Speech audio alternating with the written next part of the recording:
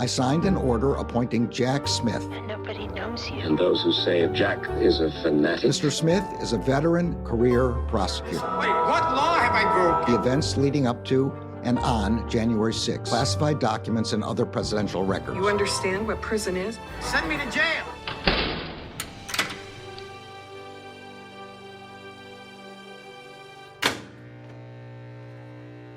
Today, an indictment was unsealed, charging Donald J. Trump with felony violations of our national security laws, as well as participating in a conspiracy to obstruct justice.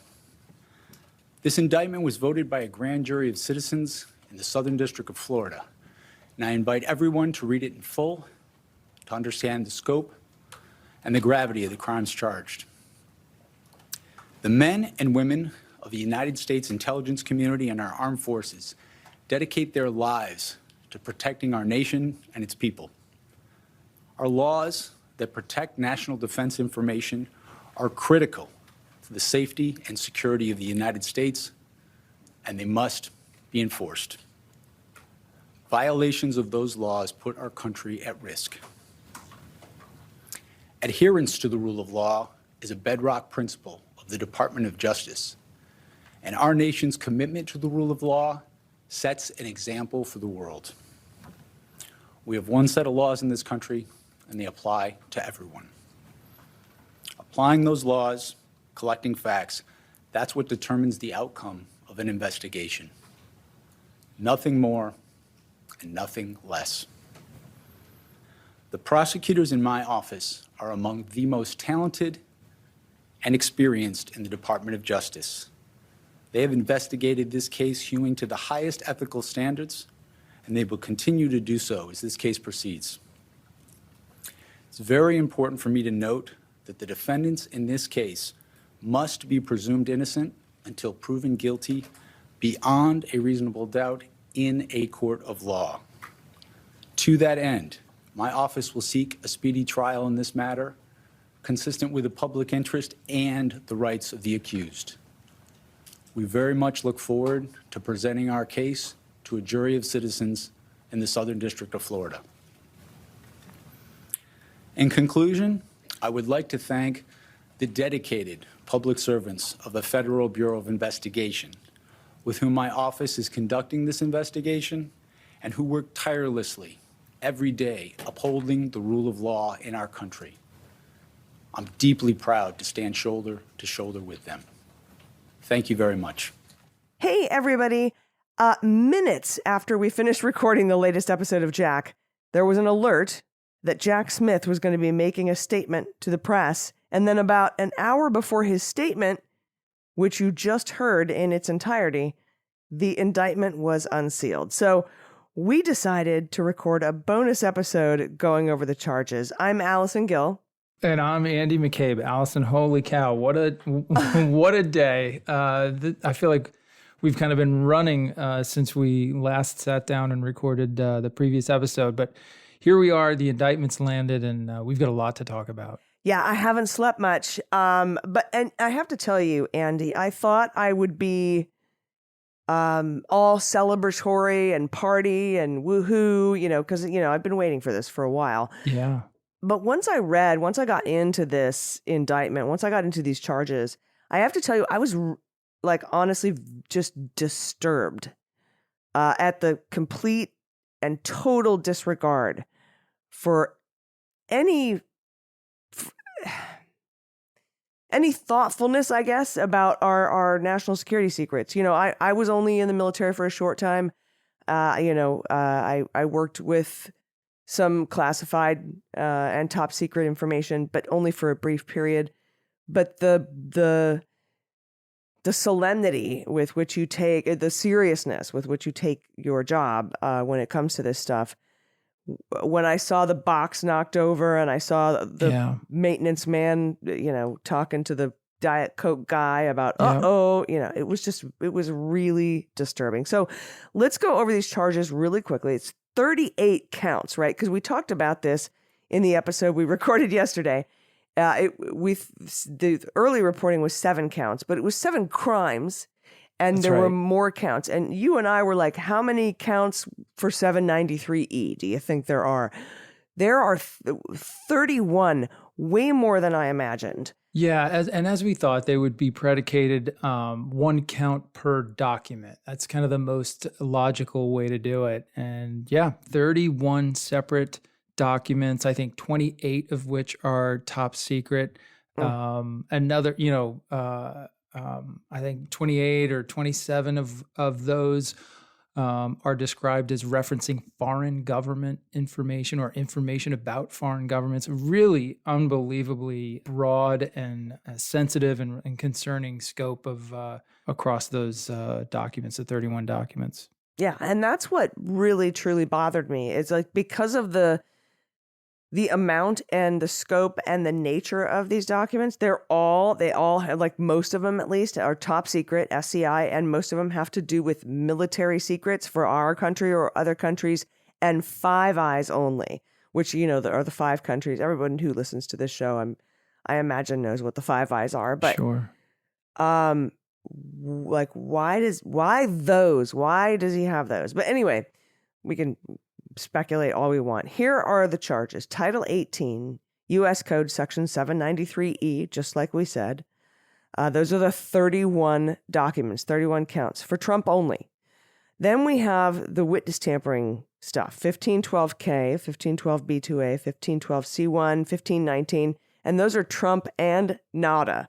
That's the conspiracy, right? That's right.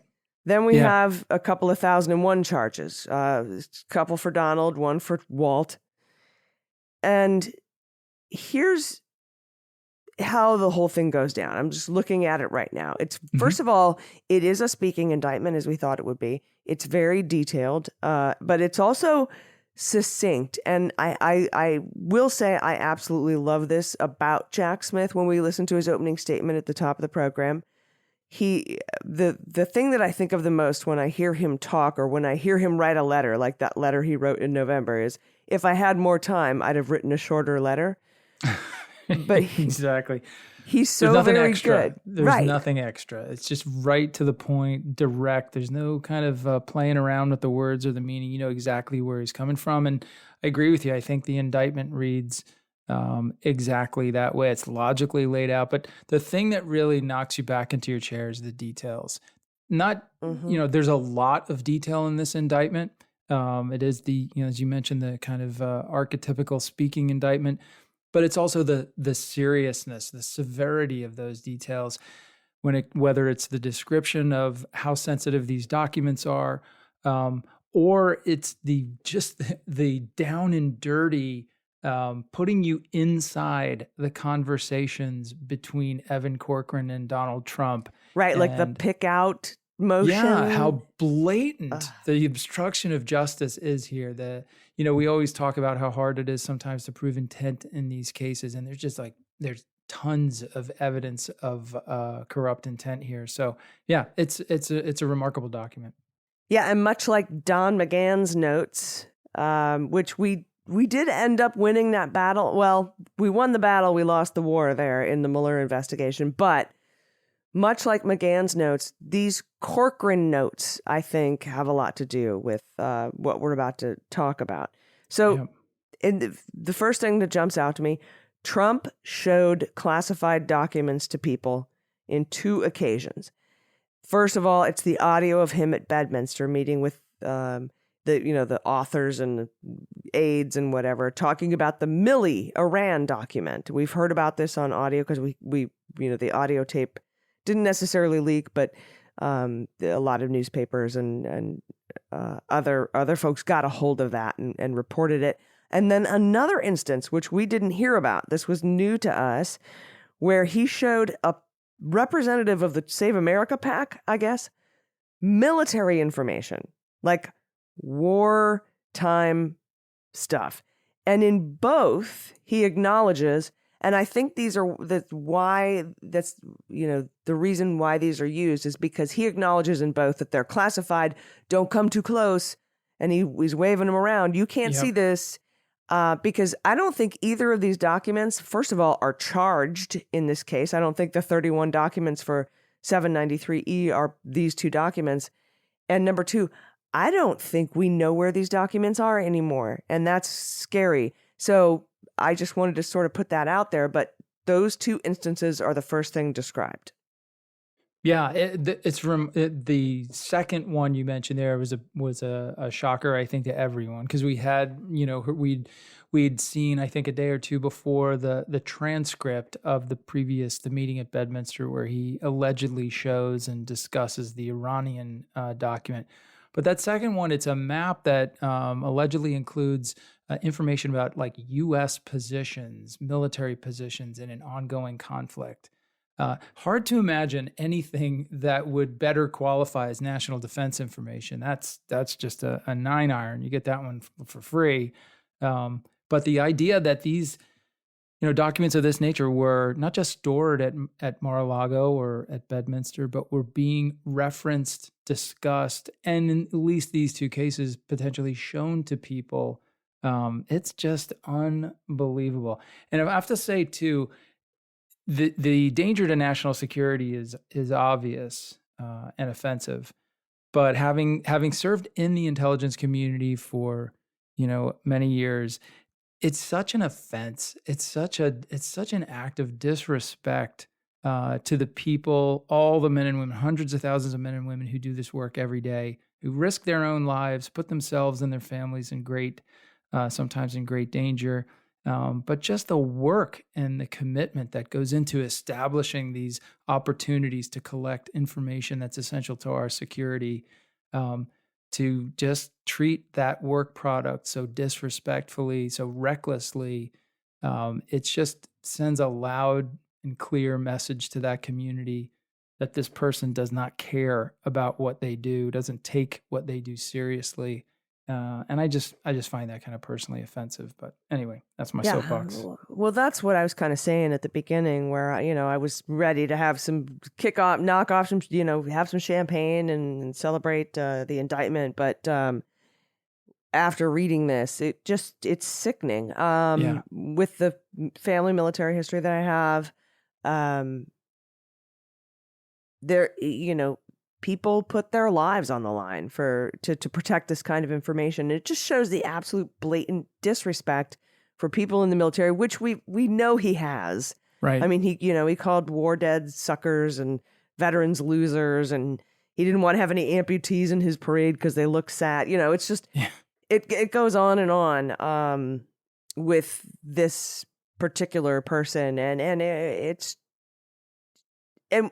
Andy, we knew this from the beginning. When he met with Lavrov and in the Oval Office and gave away some Israeli secrets the first day on the job, we were all kind of like, "Oh shit," we're in for it now. Yeah, for sure. But here it is. It's Those depressing. chickens have come home to roost in a very impactful and effective way. So very it's, true. Very true. It's going to be really interesting to see how this develops. So I think the indictment also lays out a very clear kind of chronology or a story, really a narrative of obstruction. Yes. And there's a couple of pieces of evidence, a couple of sources of evidence, I should say, that are just essential, core to this ability to tell the story. The first that occurred to me was the video surveillance is unbelievable because you think of video surveillance as giving you a picture of what happened, which is amazing, and it certainly does that. But it also, in this case, enables them to lay out literally by the hour and minute who is coming and going in and out of the storage room. And so in the run-up to Corcoran's search, I hesitate to even call it that because it was so woefully ineffective, but his search for documents. Right? Right.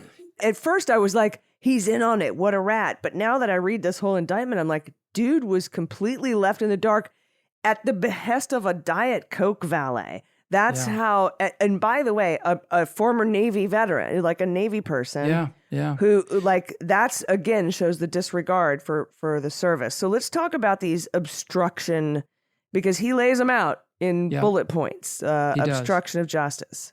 Yeah, so it starts with, the entire indictment really focuses on the period after the original subpoena is served. They don't get into the year and a half of arguing with NARA. I think that was a great move tactically. Just a tad, right? Like, they talk about the more movement of boxes and all that sort of, Trump going through some things, but briefly. But yeah, you're right. And the charges are really based on that pending indictment period or pending subpoena period. Yep. So immediately after service of the subpoenas issued on May 11th, it goes through conversations that Trump had with his attorneys, referred to as, I guess, attorney one in the indictment, Evan Corcoran. Why do lawyers take notes? You shouldn't take so many notes, Don McGahn. Well, now Evan Corcoran is the guy who took a bunch of notes, and these are the ones that were, retrieved by Jack Smith and the Department of Justice, piercing attorney-client privilege through the crime fraud exception. That's where we get these notes. Yeah, we also know that Corcoran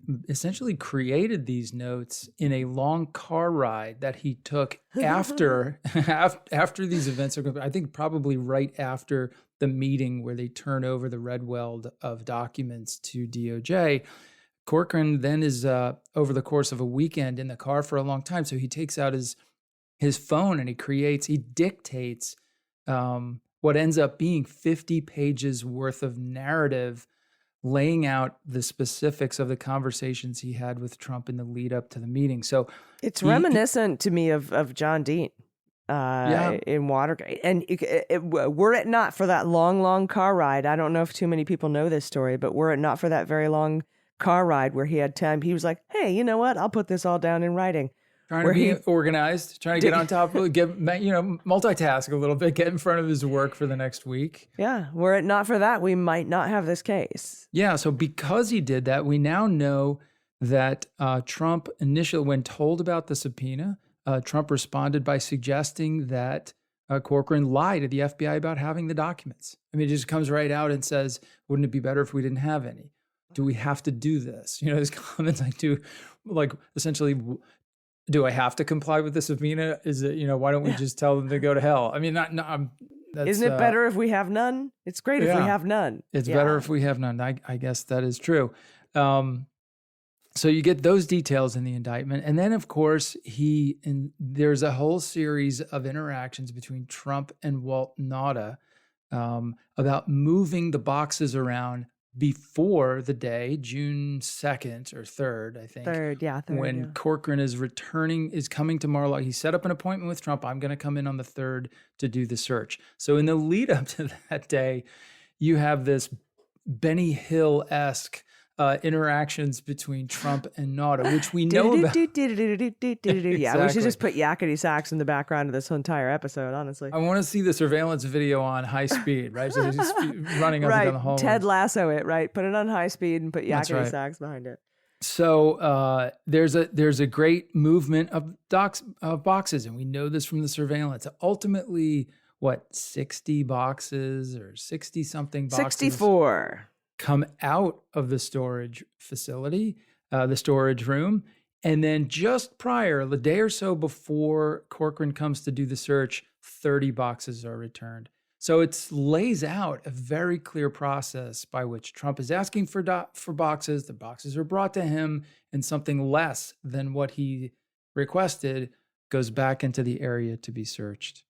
Yeah, and that's one of the things that left me with a pit in my stomach. Where's these other 30 boxes of documents? And it's not addressed, and I think it's left open, and I think we all understand that we still don't know where a lot of our national defense information is. That's just terrifying. That's absolutely right. And it also goes to explain why the Jack Smith's team has had this consistent, or I should say persistent, concern that they don't have all the documents. I think that's a pretty fair assumption. We don't have all the documents that left the White House. Some specific documents like the Iran document that was discussed at Bedminster, from the reporting we have so far, it seems that document has never been recovered. There's been some other reporting that says that Jack Smith has a copy of what they believe that document was. And that could be helpful at trial. But no, my thought is those two documents that we talk about, the one where he shows the PAC representative about some war movements, and the other one, I think those are two different documents. they aren't charged in this case. I don't think that's part of any of the 31 documents. Yeah. All right. So back to the obstruction. The third bit, because first of all, told his attorney to lie to the FBI about the documents. Then he instructed Walt Nauta to move boxes to hide them from his lawyers. Then he suggested his attorney, he actually told his attorney, can we hide or destroy some of these documents that were asked for in the subpoena? And that's one of the causes of action in this indictment. Then he provided some documents while claiming to cooperate. And I've never heard of this because Mark Meadows did this, right, with the January 6th committee, where he's like, yeah, sure, here's some text messages. Oh, nope, never mind. I'm not cooperating anymore. So it appears to me that what the DOJ is saying here is that if you give some documents, and you talked a tad bit about this in the previous episode about, kind of half-assed cooperation, like don't go halfway, which is what seems like what Walt Nauta did. And then you clam up. But if you provide some documents and then claim you're cooperating on a portion of documents that were asked for, apparently that's a crime. Yeah, I mean, we've been kind of in a snarky way making fun of Mr. Nauta as Walt Nauta, good witness. I think that's pretty clear. We were actually right about that. Snarkiness aside, not a good decision there by Nauta and his attorney, to come in and to answer questions. And he could have had a much better deal. He could have had a few months, maybe, tops, if no jail time at all, if he would have just fully cooperated. And now he's looking at, like a decade at least. Yeah, he's got 6 of these counts standing against him, and some of them are very serious, potential 20-year sentences here on the obstruction stuff. So he's in a very bad spot, and yet they have all of his text messages. So you have numerous places here where one of the ways we know what's happening is because Nauta is texting other people at Mar-a-Lago and saying things like, discussing what the former president did with the boxes the day before. Like here's one where he tells a colleague he has one he's working on in Pine Hall. So that's a room in the residence at Mar-a-Lago. We talked about Pine Hall, bro. We talked about it. Like, when I put out that speculative thread, I'm like, here's what I think happened. They moved, Trump tapped on Nauta's shoulder, said, take these 60 or so boxes up to Pine Hall. I'm going to go through them. Then you and your buddy, the pool maintenance guy, move them back down to the room. Then we'll let Corcoran in to search and find the 38 documents or so that I don't care so much about. And then, of course,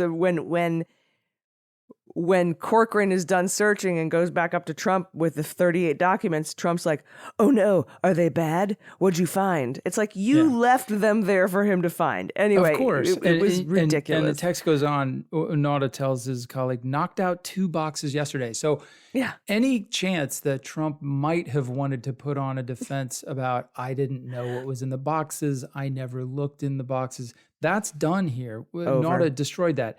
The next day, November 29th, he says, next you are on property.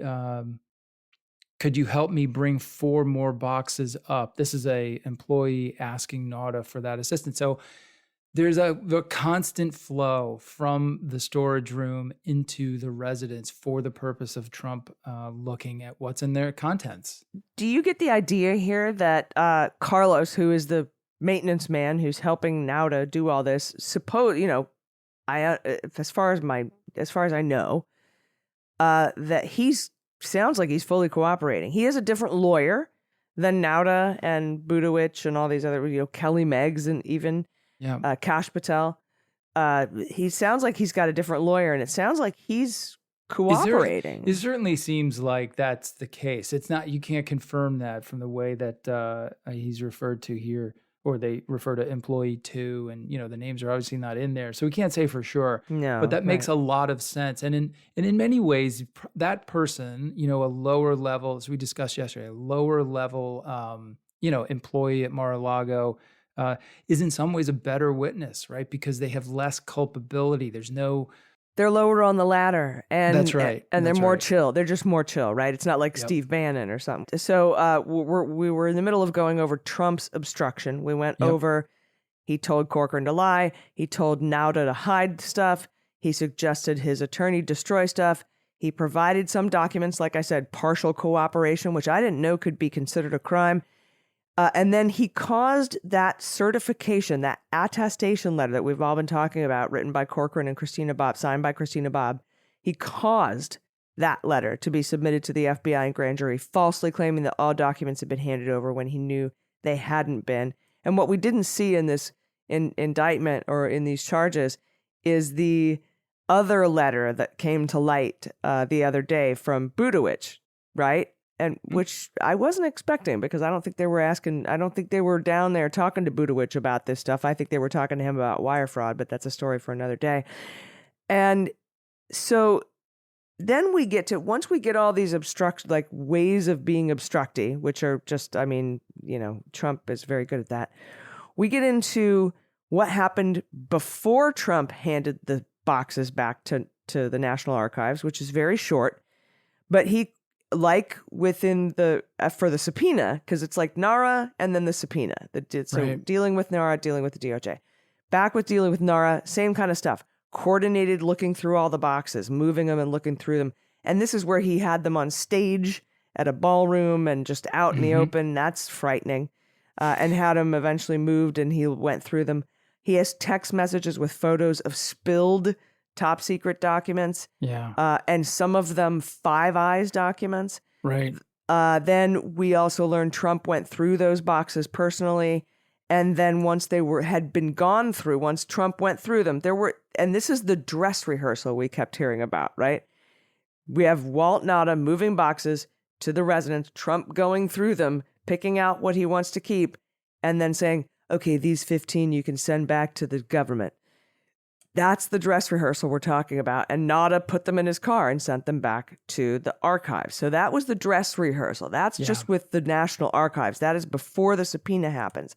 But then we get into, first of all, they at this point in the document for the indictments, we get to what they're charging Walt Nauta with, besides the 6 counts of conspiracy to hide this stuff with Donald Trump. We get into the lies that he told the FBI, and you can't get around these, right?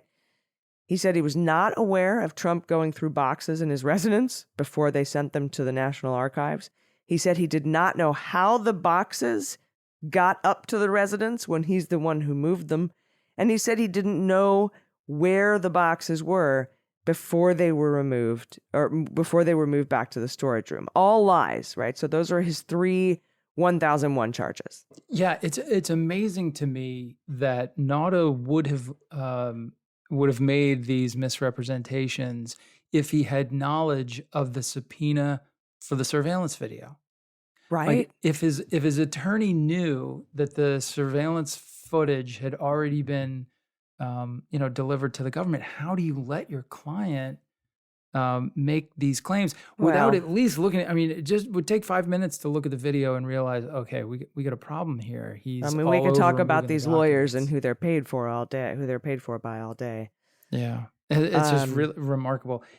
I said to someone I was on with last night, it's an embarrassment of riches for the prosecution in terms of the amount of evidence, the clarity of what it represents, the reliability of a neutral, unimpeachable surveillance tape. It is what it is. There's no, it's tough to defend against this stuff. Yeah. All right. And then we get into the beef of this, which is, I put out a speculative thread. This is speculation based on all the reporting we have so far. Here's the timeline of events I think happened. And this is exactly laid out in this indictment, just as I thought it would be. And which is kind of, honestly stunning to me, that it made it into the indictment. But this is like the bulk of the obstruction. Now, we're not talking about the National Archives anymore. We're talking about the DOJ subpoena, right? The thing that differentiates Pence and Biden from what Trump did. And here's the timeline. You and I talked about this, and you're like, and you thought the same thing. May 23rd, Trump met with lawyers. And during that meeting, Corcoran took all the notes and on a long car ride dictated them. Here's some things that Trump said during that meeting. I don't want anybody looking through my boxes. I don't want you looking through my boxes. My boxes, mine. Also, well, what happens if we just don't respond to the subpoena? What if we just don't play ball? The third thing, wouldn't it be better if we just told them we don't have anything? The fourth thing, well, look, isn't it better if there's just no documents? Like, you can tell what he's getting at here. Yeah, and let's not forget, he knows the place is filled with boxes of documents. As he's saying this, it's like, wouldn't it be better if there were no documents? It's like, well, there are documents. They're all around you. They're in your bathroom, in the shower, in the ballroom. Yes. I mean, it was Donald Trump in the ballroom with the documents. Totally, it was. Even reading the comments out of the indictment, in the abstract by themselves, you might think, well, he's not actually saying, hey, Evan, go destroy the documents. But he is actually saying that in an explicit way when you realize literally he's sitting in a room among the documents saying, can't we just destroy them? Wouldn't it be better if there are no documents? Well, then he tells the Hillary story, and apparently he told it multiple times that day, and I think it's funny that they made mention of that. He says, Hillary's attorney, whoever it was, I don't know his name, that attorney was great. He did a great job. He said it was he said it was him, that he was the one that deleted all of her emails, the 30,000 emails, because they basically dealt with her scheduling and going to the gym and beauty appointments. But he said he was great. So she didn't get in any trouble because he said he was the one who deleted them. Basically insinuating that whoever Hillary's lawyer was is the one who deleted her innocuous email. He admits in this indictment, which I love, got stuck in there, that her emails were innocuous about going to the gym and stuff. But he said he deleted them. Can't we just have you do that? Like, this is the Roy Cohn moment, right? Where it totally is. It's please get me the delete guy. Okay, get me the guy who so effectively destroyed the evidence for Hillary. He's got experience that is valuable to me. I need him. And it's funny because in classic kind of Trumpian way, the story is incoherent. Like, I lived through that case. I can't say that I have a perfect recollection of everything that happened, but I do still carry the scars of it. And I have no idea who he's talking about here. It doesn't actually fit the description of any of the major players that no, but it is a little bit of look into his mind. Like, he really thinks that Hillary stole a bunch of stuff and got rid of it. She was really crafty about the way she had the delete guy take care of the delete guy. Fixed it all. All right, so back to my main point. This is the timeline we put together. So they have that meeting on May 23rd where he says all of those things. Then Trump tells Corcoran, hey, it's May 23rd today. You search the storage room on June 2nd, okay? And Corcoran's like, cool. Then Trump gets with Nauta, not a good witness. And Nauta, between May 23rd of that meeting and June 2nd, moves 64 boxes out of the storage room to the Trump residence, the Pine Hall, like near his residence. And between that lawyer meeting and June 2nd, Trump goes through all these boxes and then had Nauta move about half of them back down to the storage room. That's right. And once they're back in there, Trump tells Nauta, go open the door for Corcoran and let him search. Corcoran goes down to search on June 2nd. Corcoran finds 38 classified documents clearly meant to be found. These are the 38 that Trump doesn't care about. And then met with the DOJ the next day on June 3rd. They came down to get them back. He put them in a red weld envelope, double taped. During that June 3rd meeting, or before that June 3rd meeting, Nauta actually packed multiple boxes into Trump's SUV headed to Bedminster. And then once the DOJ was down there with Brett, Corcoran had Bob sign that attestation, even though Bob had nothing to do with any of the searches or any of the movements. But Trump completely and totally bamboozled Corcoran in this situation by telling him, oh yeah, all these boxes, that's everything. You just search there. He was waived off searching anywhere else. That's right. And not only was he waived off, but he had his Diet Coke valet move boxes out of that storage room so they would not be searched. And we still don't know where half of those boxes are, which is frightening to me. It is. Apparently, those are hand-picked boxes with stuff and things in them that he went through. So that's even the little details here tell a story, right? Yeah, that's the timeline. where, Trump is organizing with Corcoran when the search is going to take place. They agree on the 2nd, and Trump's like, I'm going to cancel my summer vacation plans, essentially, to make sure I'm here for that. And so it's another, it just seems like a throwaway detail, but a great indicator of how focused Trump was on this series of events. It's a theme that you see throughout the document. This is not some esoteric kind of agency theory here.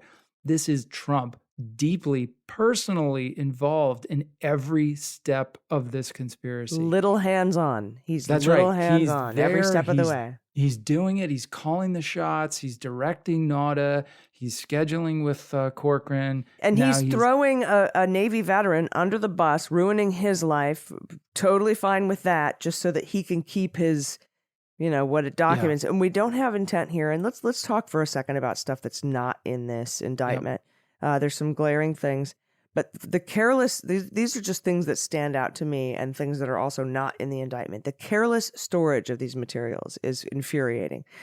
There's no mention of the pool, what we talked about on the main episode. Floodgate. Nothing. Yeah, it's not in there. Nothing about Watergate too.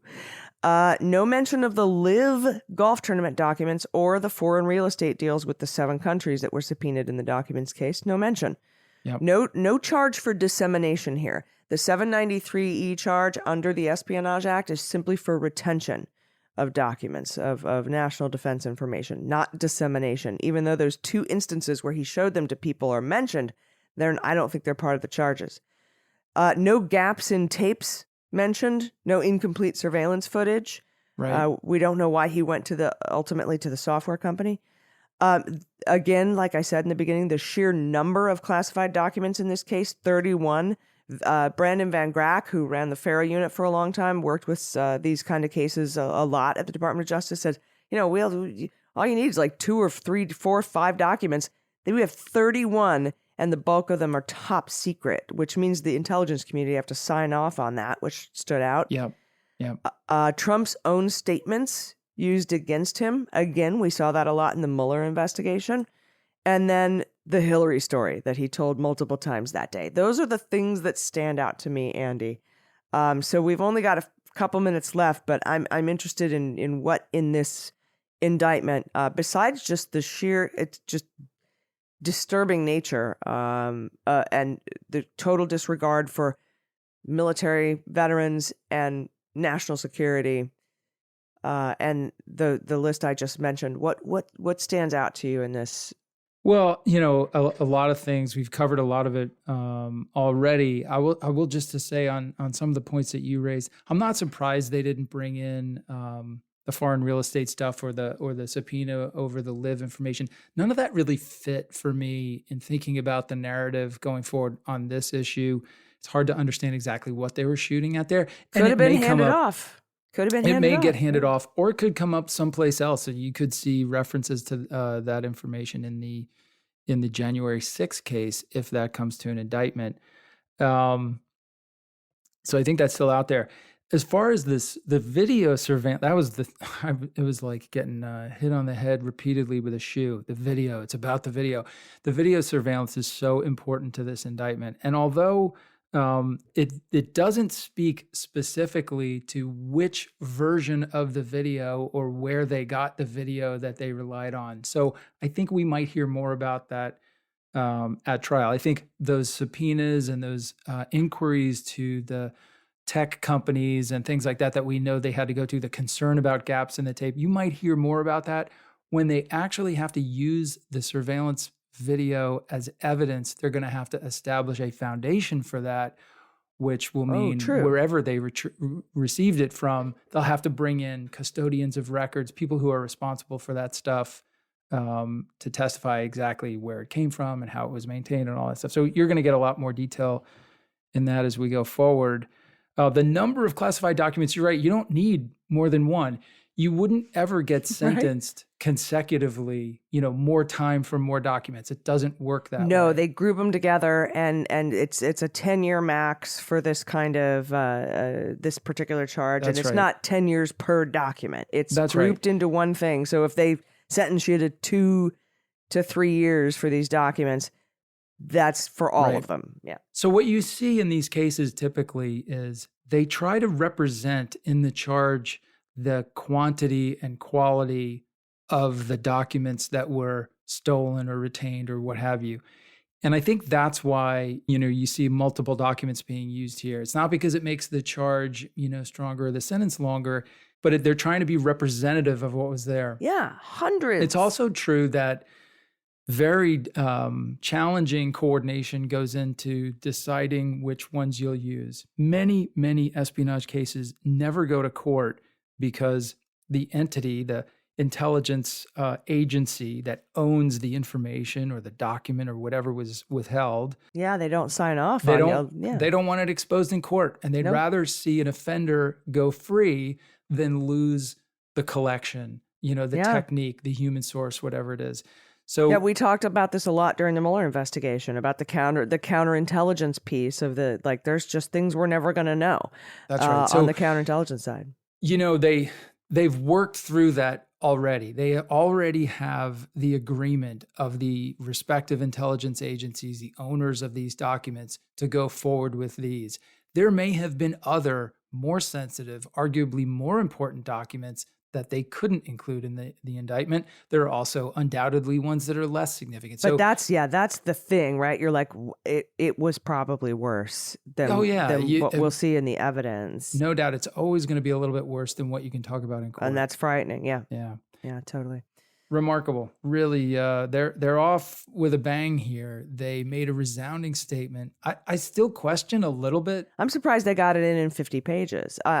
This amount of information, and I think that is a testament to how good Jack Smith is at packing information into a small amount of words. He's a word economist, this guy. But it really drives the point home. But there's so much, everyone's like, oh, it's only 50 pages, just read it. Yes, true. I recommend everybody read this indictment. It won't take you very long, but it's a nonstop hit after hit after hit after hit. Yeah. Everything is packed in such a short little bit of time. Yeah. Before we go, let me just mention one thing. There's already been a kind of a really vocal and outraged response from the former president's supporters, particularly the Republicans on the Hill. And the themes are totally foreseeable and very easy to identify.